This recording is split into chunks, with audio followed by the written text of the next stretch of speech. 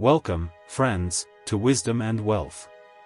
If you are anything like me, you're probably over 40 and have a lot of questions about life and happiness. That's why we're here. We explore the timeless wisdom of the ages and how it can enrich your life, your relationships, and even your finances.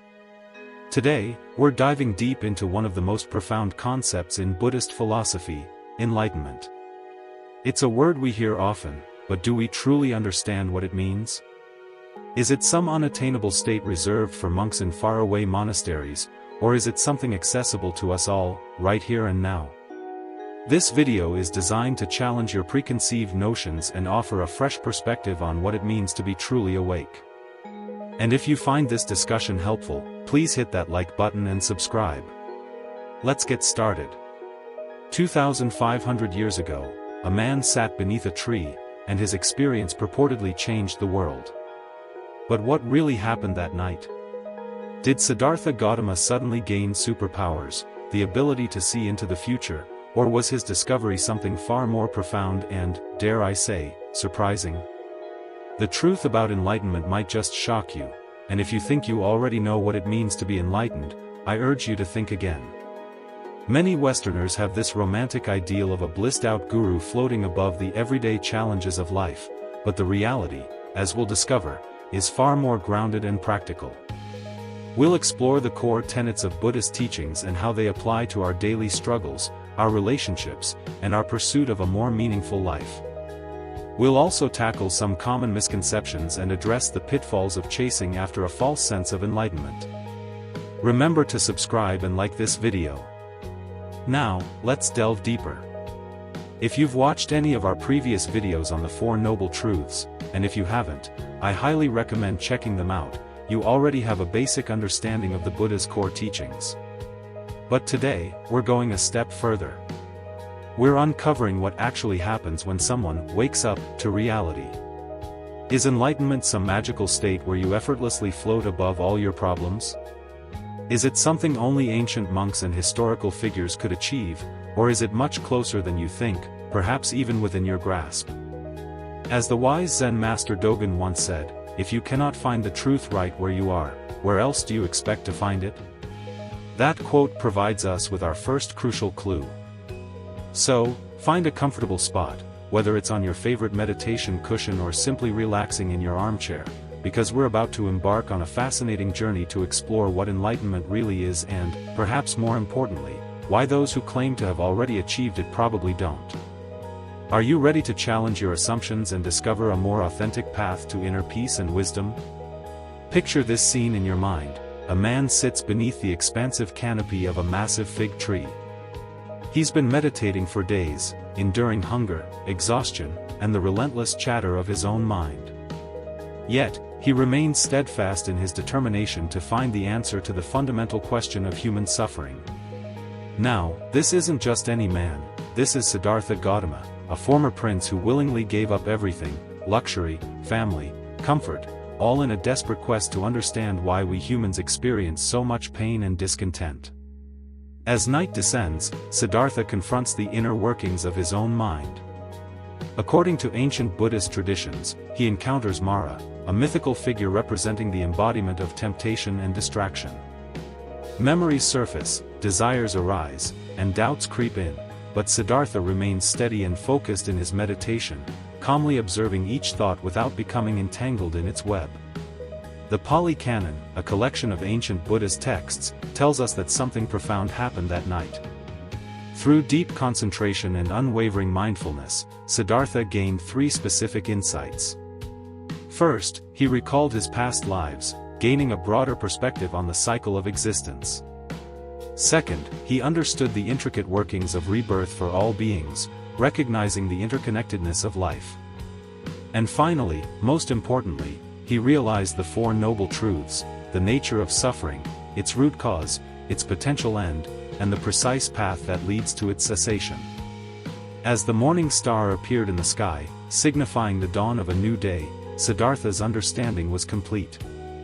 He had become the Buddha, the awakened one. In his own words, as recorded in the Dhammapada, through many births I wandered, seeking but not finding the builder of this house. Painful is repeated birth. House builder, you are seen. You shall build no house again. All your rafters are broken, your ridge-pole shattered. My mind has attained the unconditioned, achieved is the end of craving. Now, here's where it gets fascinating. What didn't change?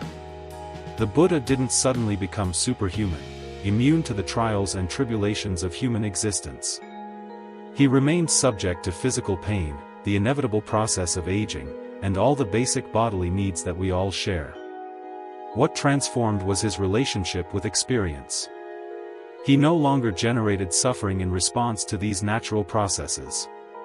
As the respected monk Thanissaro Bhikkhu explains, the Buddha's awakening didn't grant him a linear view of the cosmos, but rather a holographic understanding of experience. He saw, through direct experience, how suffering arises and, crucially, how it ceases.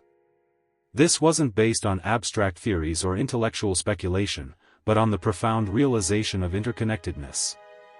This newfound understanding led directly to the development of boundless compassion, a hallmark of the enlightened mind. Importantly, the Buddha didn't retreat into isolated contemplation after his awakening. Instead, he spent the next 45 years of his life teaching others the very path he had discovered. His first discourse at Deer Park wasn't about displaying magical powers or mystical abilities, but rather about sharing a practical, step-by-step path to end suffering. Now, let's address a question that's likely on your mind. What do most people envision when they think of enlightenment? Perhaps it's a glowing guru perched atop a remote mountain peak, radiating an aura of perpetual peace, someone who never gets angry, who effortlessly floats above the everyday problems of life, and who perhaps even possesses the ability to read minds or predict the future. But here's the shocking truth, that's not enlightenment at all. Real Buddhist masters throughout history have described the experience of awakening in a vastly different way, often in ways that are far more surprising and down-to-earth. Remember to like and subscribe before you move on. Consider the words of Zen Master Qingyuan. When asked about his experience of enlightenment, he said something rather surprising. Before I studied Zen, mountains were mountains and waters were waters.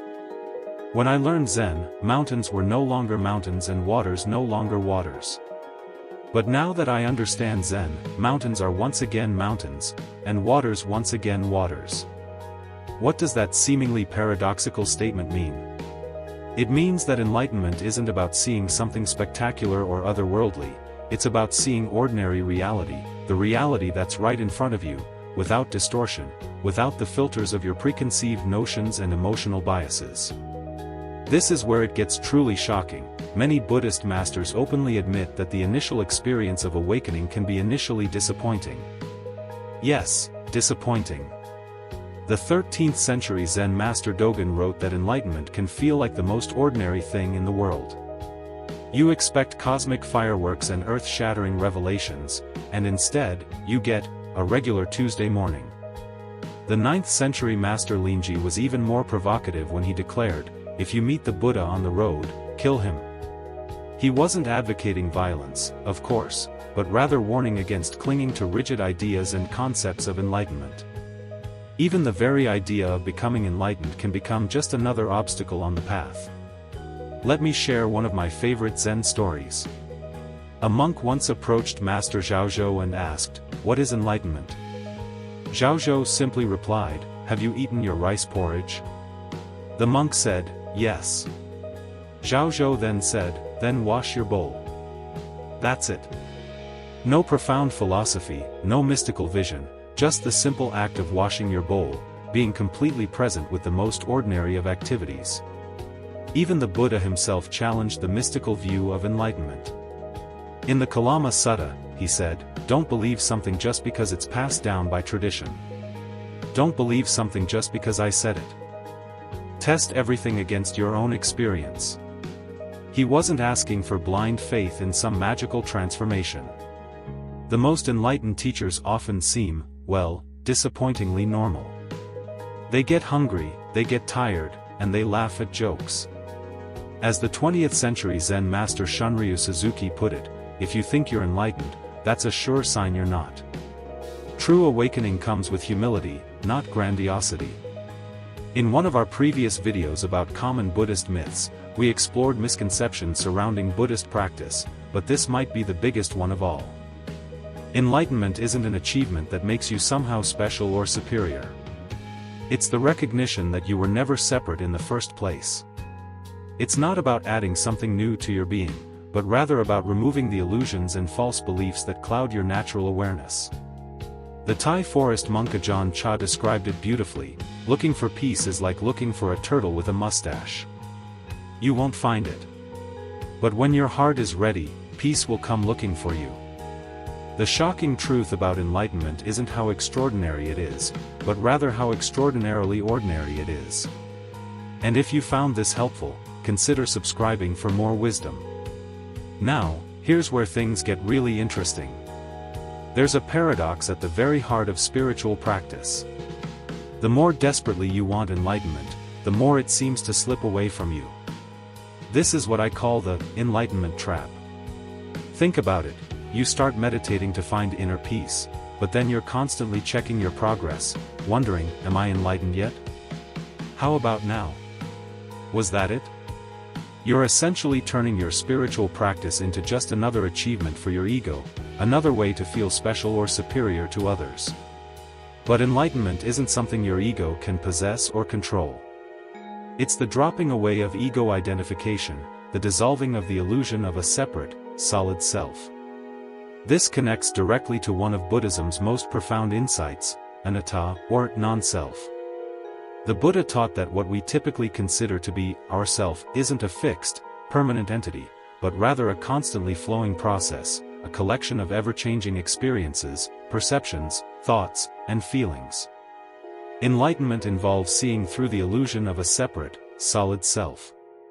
As the Mahayana Sutras put it, form is emptiness, emptiness is form. You don't lose your unique identity in awakening, but you see it for what it truly is: open, interconnected, and constantly changing. This isn't just abstract philosophy, it's liberation from the prison of a fixed, limited identity. No wonder the Buddha described awakening as breaking free from chains. I see this play out on meditation retreats all the time, people competing for who can sit the longest, who has the deepest insights, who can be the most spiritual. One person experiences a moment of bliss and thinks, "I've got it." Another has a vivid vision and believes they're chosen. But genuine awakening can't be captured or owned in that way.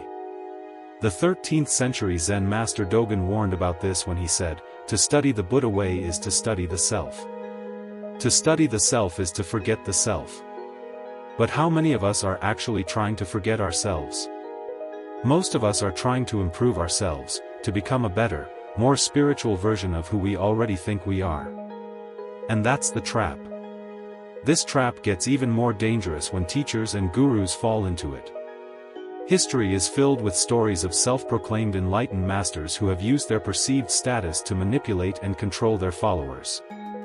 They claim special knowledge or powers, demand complete obedience, and even abuse their students' trust. As the Buddha himself cautioned in the Kalama Sutta, don't go by reports, by legends, by traditions, by scripture, by logical conjecture, by inference, by analogies, by agreement through pondering views, by probability, or by the thought, "This contemplative is our teacher." The dark side of the enlightenment trap is what psychologists now call spiritual bypassing. This involves using spiritual ideas and practices to avoid dealing with difficult emotions, unresolved trauma, or other psychological challenges. "I'm so enlightened that I don't need to address my harmful behavior," or "everything is emptiness, so my actions don't matter." This completely misses the point. True awakening increases responsibility and ethical awareness, not decreases it. Remember this simple truth: those who claim enlightenment most loudly are usually the furthest from it. As the Tao Te Ching puts it, those who know do not speak. Those who speak do not know. The moment you believe you're enlightened, you've already fallen into the trap. This romanticization of enlightenment has exploded in our modern consumer culture. We've turned awakening into just another product, another experience to collect and display on our spiritual resume. You see this in wellness retreats promising enlightenment in a weekend, or apps claiming to deliver ancient wisdom without the actual work and commitment. True spiritual practice isn't about accumulating special experiences, it's about seeing through the very desire for special experiences. This romanticization becomes especially dangerous when it leads to spiritual bypassing.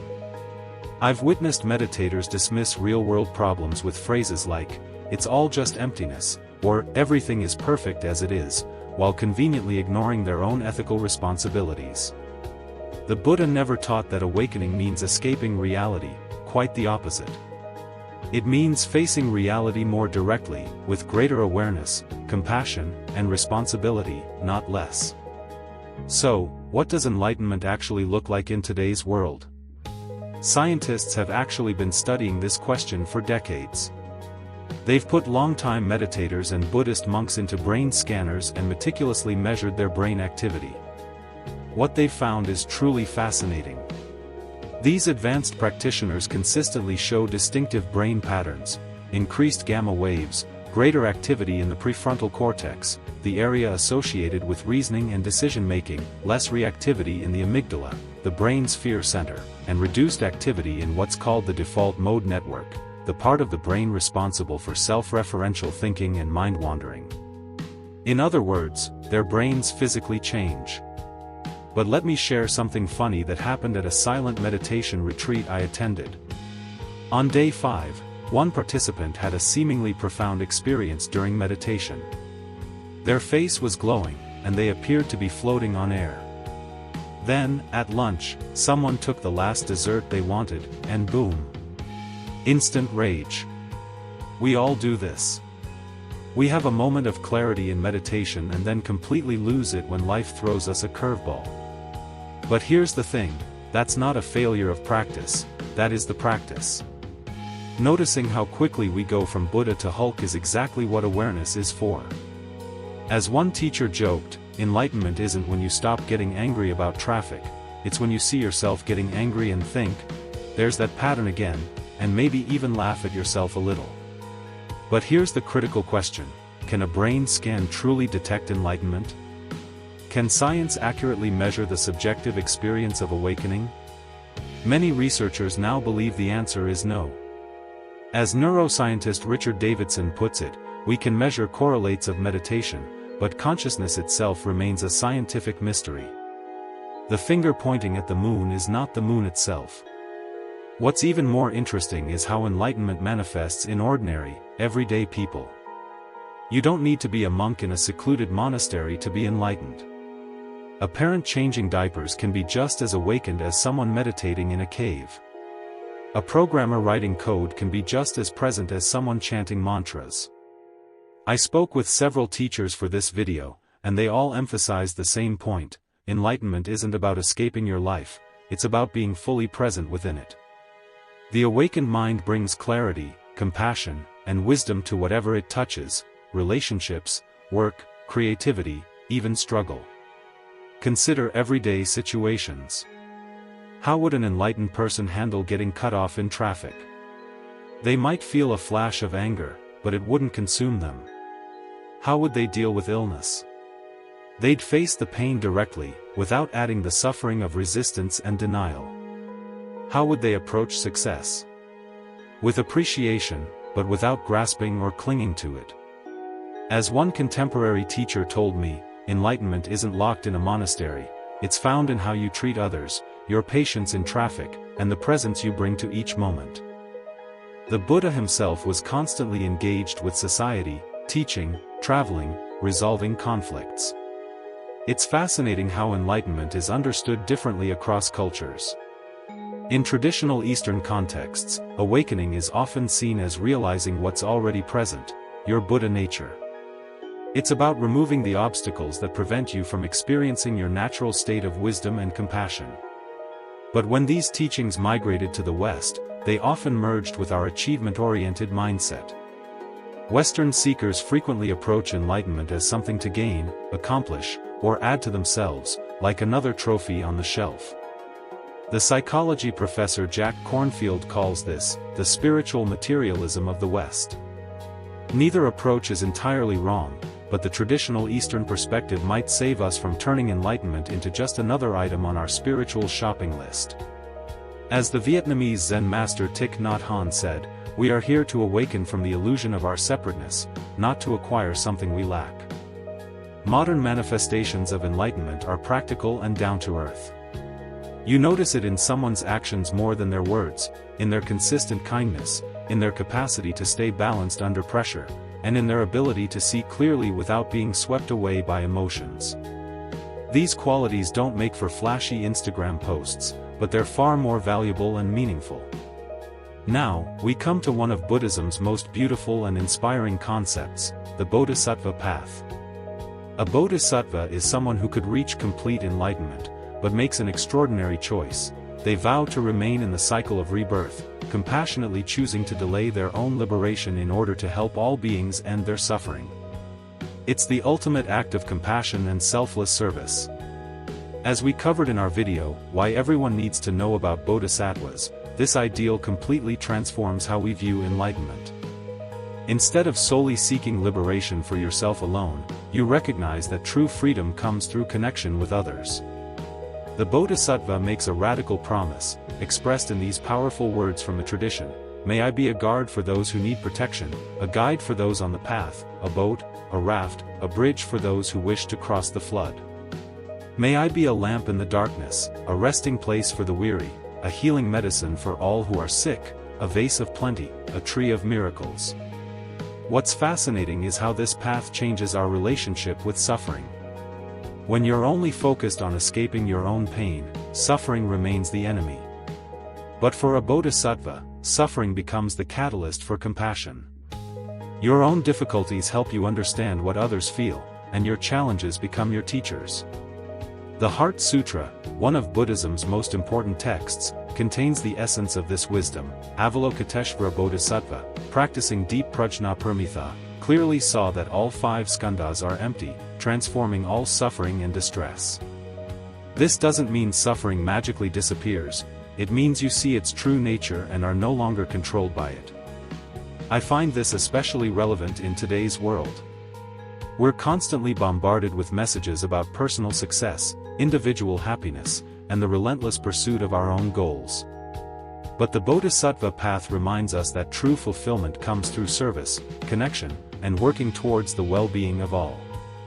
True enlightenment isn't a private achievement, it naturally flows outward to benefit others.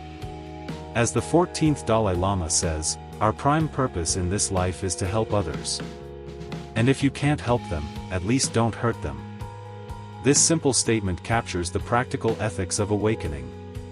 It's not about reaching some exalted state, it's about how you treat the person right in front of you, right now. Subscribe for more insights and wisdom. But if the Bodhisattva path is about how enlightenment moves outward, how does it arise in the first place? Does it unfold slowly over years, or does it happen all at once, in a sudden flash of insight? Throughout Buddhist history, there's been a fascinating debate about this very question. Do you like the video so far? Don't forget to subscribe for more wisdom. Throughout Buddhist history, there's been a fascinating debate about this very question. Does enlightenment happen in a flash of insight, or does it require gradual development over time?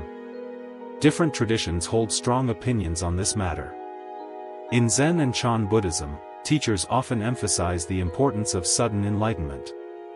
They speak of satori, a moment of breakthrough when everything suddenly shifts, when the scales fall from your eyes, and you see reality in a completely new light. The classic Zen stories love these dramatic awakenings, like when Kyojin was sweeping and a tile hit bamboo with a sharp crack.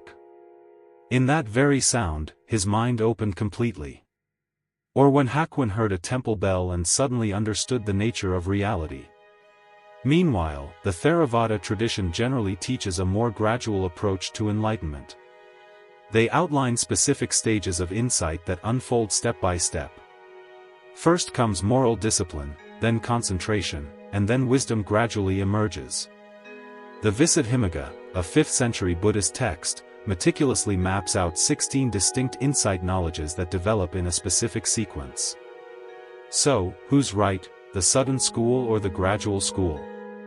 Here's where it gets interesting, maybe both are true, simultaneously. The 9th century Chan master Guifeng Zongmi offered a brilliant solution to this apparent contradiction. He said, enlightenment is sudden, but its expression is gradual. It's like the sun rising. The sun itself emerges suddenly above the horizon, but it gradually illuminates the landscape, bit by bit. One moment you're in darkness, and then there's light, but it takes time for everything to be seen clearly. This perfectly matches the experience of many practitioners I've spoken with. They describe experiencing moments of profound insight, followed by years of gradually integrating that understanding into their lives. As one teacher told me, awakening can happen in an instant, but embodying it takes a lifetime. The Buddha himself seemed to acknowledge both paths. In some sutras, he describes gradual training, while in others, he tells stories of immediate awakening.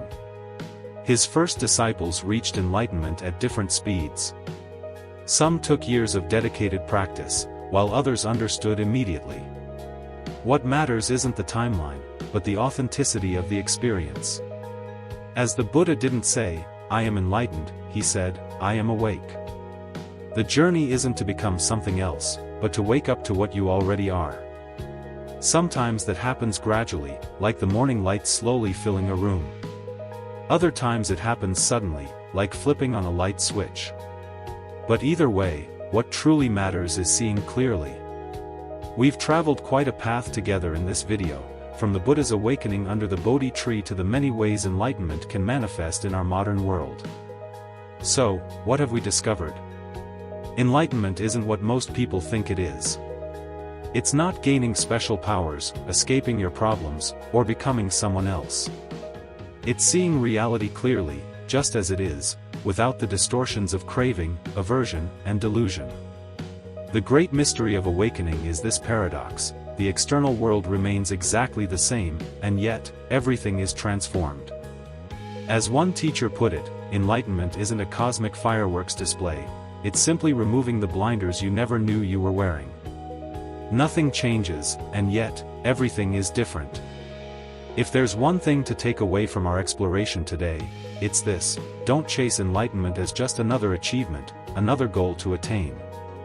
That's just the ego playing spiritual games. Instead, practice with sincerity, be present with whatever arises in your experience, and cultivate compassion for yourself and others. The rest will unfold naturally, in its own time. Remember, enlightenment isn't found in a temple, a text, or a specific technique. It is the silent awareness behind every breath, the spacious presence that underlies all experience. The moment you stop searching for it, you realize it has already arrived. As always, I'd love to hear your thoughts and questions in the comments below. Have you experienced moments of clarity in your own practice? What obstacles do you face? What teachings have helped you the most? If you enjoyed this video, please hit that like button and subscribe for more insights from Wisdom and Wealth. Check out our other videos on topics like karma, meditation, and the Four Noble Truths. Until next time, may your path be clear, your heart be open, and your mind be at peace. See you soon.